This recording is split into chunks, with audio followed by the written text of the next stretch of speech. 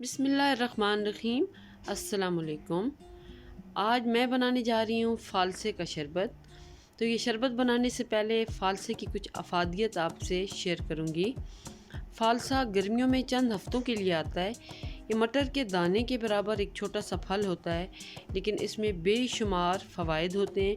इंसानी सेहत के हवाले से इसे डॉक्टर फल कहा जाता है। ये एंटी कैंसर है, एंटी माइक्रोबियल है। तो इसमें जो मैं इंग्रेडिएंट्स यूज़ करूँगी शरबत बनाने के लिए वो आप नोट कर लें। फ़ालसे का शरबत बनाने के लिए यहाँ पे 250 ग्राम मैं फ़ालसे इस्तेमाल कर रही हूँ। इन्हें अच्छी तरह से मैंने वॉश कर लिया ताकि इसके अंदर जो डस्ट होती है वो निकल जाए। चीनी यहाँ पे मैं 3 चम्मच इस्तेमाल करूँगी। तकरीबन ये 3 गिलास फ़ालसे का शरबत बनेगा। काला नमक आप हिस्बे मंशा भी इस्तेमाल कर सकते हैं, मैं तकरीबन आधा चम्मच इस्तेमाल कर रही हूँ।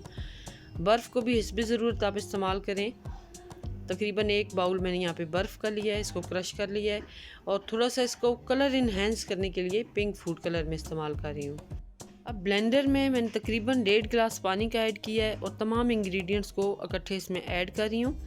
फूड कलर का आपने ख्याल रखना है कि सिर्फ चंद कतरे आपने फूड कलर के यूज़ करने, क्योंकि फ़ालसे का ऑलरेडी जब शरबत बनता है तो वो लाइट सा पिंक कलर होता है।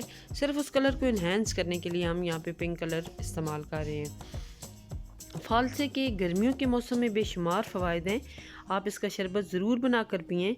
ये जिगर की गर्मी, मसाने की गर्मी, महदे की गर्मी, सीने की जलन, blood pressure, high blood pressure को लो करने के लिए और इवन शुगर को भी लो करने के लिए फ़ालसे को इस्तेमाल किया जाता है।